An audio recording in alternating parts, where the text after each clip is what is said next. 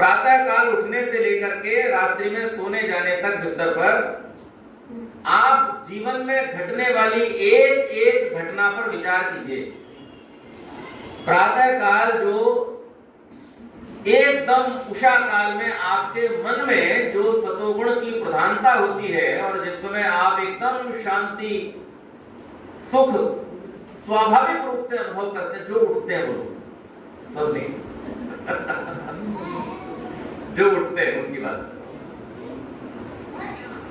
तो जो लोग सवेरे सवेरे उठ करके परमात्मा का ध्यान करते हैं, चिंतन करते हैं और उस समय उठ करके जो शांति और सात्विकता को अपने हृदय के अंदर महसूस करते हैं, ये शांति और सात्विकता क्या आप किसी भी बाजार से ला सकते हैं या किसी फैक्ट्री में क्रिएट कर सकते हैं? नहीं। फिर आगे बढ़िए। उस समय जो शीतल पवन आपके शरीर को सहलाती हुई स्फूर्ति से भर देती है, इस बहती हुई शीतल पवन को क्या आप किसी एयर कंडीशन या कूलर के माध्यम से प्राप्त कर सकते हैं?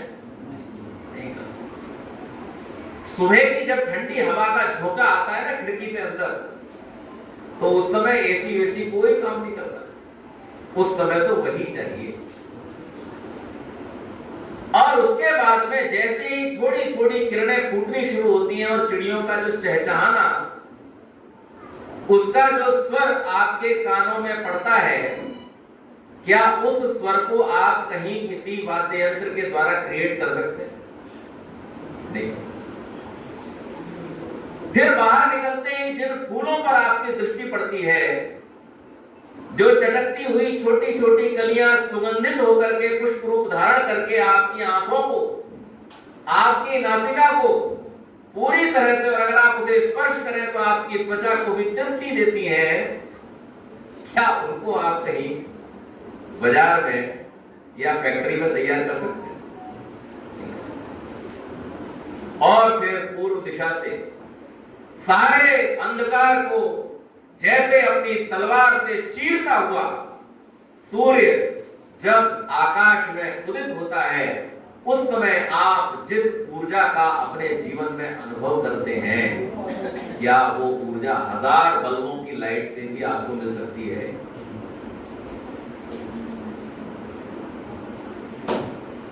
दिन भर की चेतना आपके अंदर भर देने वाला वो सुबह का दृश्य, और फिर सुबह से लेकर शाम तक आपका चलने वाला बिना बैटरी का ये शरीर। क्यों जी, कोई बैटरी है जो बदलते हो आप? ये उस परमात्मा की कृपा नहीं है तो क्या है? जिस अन्न को करोड़ों वर्षों से हम इस धरती से प्राप्त करते आ रहे हैं, वैज्ञानिकों ने अनेक बड़ी बड़ी वैज्ञानिक खोजें कर ली, चंद्रमा पर पहुंच गए, मंगलयान पर पहुंच गए, मंगल ग्रह तक जाने की योजना बना ली। इतनी भौतिक उन्नति के बाद भी क्या किसी प्रयोगशाला में गेहूं या चावल का एक दाना भी हम तैयार कर सके हैं? न कोई फल, न कोई सब्जी, न कोई अनाज, न कोई औषधि, न कोई वनस्पति, आज तक हम कुछ भी ऐसा तैयार नहीं कर सके। और इसलिए जब हम इस संसार को देखते हैं तो हमें सब और क्या दिखाई देता है? परमेश्वर की कृपा ही कृपा दिखाई।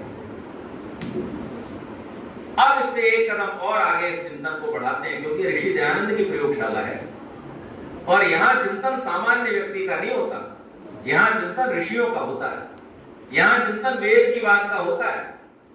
इस चिंतन को थोड़ा सा और आगे लेकर के चलते हैं, और जिस समय एक गर्भवती स्त्री जो पिछले 9 महीने से कभी अपने जी के मचलाने की, कभी अपने शरीर में अतिरिक्त वजन की, कभी चलने की समस्या और न जाने कितनी शारीरिक समस्याओं को झेलती हुई 20 हड्डियों के टूटने के बराबर प्रसव की वेदना को स्वीकार करके एक बालक को जब जन्म देती है, उस समय उसके हृदय में जो प्रसन्नता होती है, उस प्रसन्नता को आप बोलो कौन से अवार्ड और रिवार्ड से उसको दे सकते? कहीं मिल सकती?